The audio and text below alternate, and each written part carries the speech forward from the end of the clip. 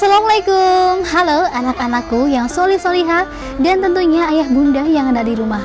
Jumpa kembali kali ini bersama Bu Vivi dalam kisah Sirah Nabawiyah di episode ke-23.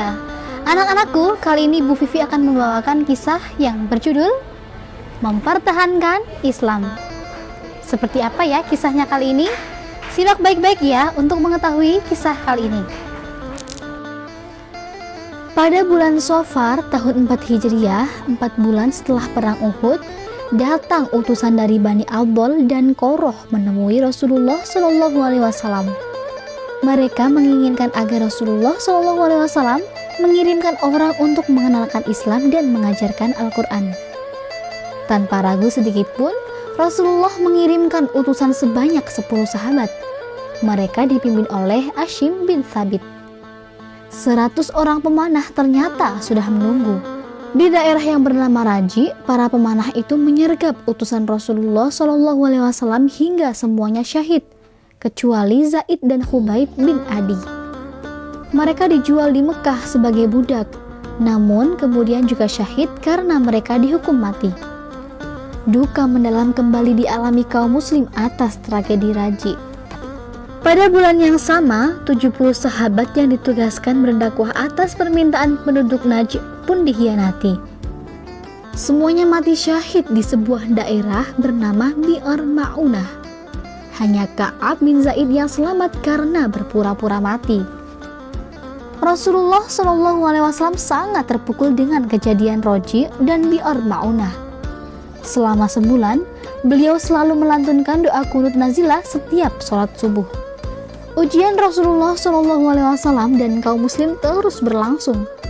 Hanya selang beberapa bulan, kaum Yahudi kembali berkhianat. Masih ingat bagaimana pengkhianatan Bani Qainuqa? Karena pengkhianatan itu, kaum Yahudi Bani Nadir bermaksud menjatuhkan batu besar di atas kepala Rasulullah agar beliau meninggal dunia. Akan tetapi Allah Subhanahu wa Ta'ala memberitahu Rasulullah tentang niat jahat mereka. Huyai bin Akhtab, pemimpin Bani Nadir, bekerja sama dengan Abdullah bin Ubay, pemimpin kaum munafik. Benteng Bani Nadir dikepung pasukan muslim. Bani Nadir pun menyerah. Mereka akhirnya diusir oleh Rasulullah SAW. Dua kejadian ini menunjukkan bahwa orang Yahudi tidak akan pernah berhenti memusuhi Rasulullah dan seluruh kaum muslim.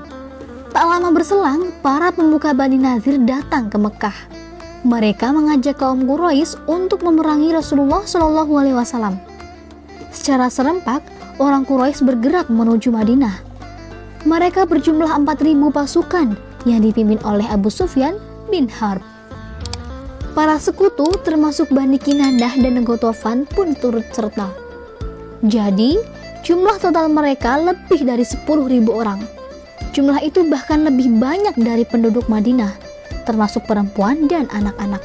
Peristiwa ini sendiri terjadi pada Syawal tahun 5 Hijriah. Bagaimana ya jadinya Rasulullah SAW dan para sahabat mempersiapkan perang besar ini? Apa yang terjadi jika 10.000 pasukan itu sampai di Madinah? Mereka menggali parit atau khondak. Iya, mereka membuat parit di sekeliling Madinah.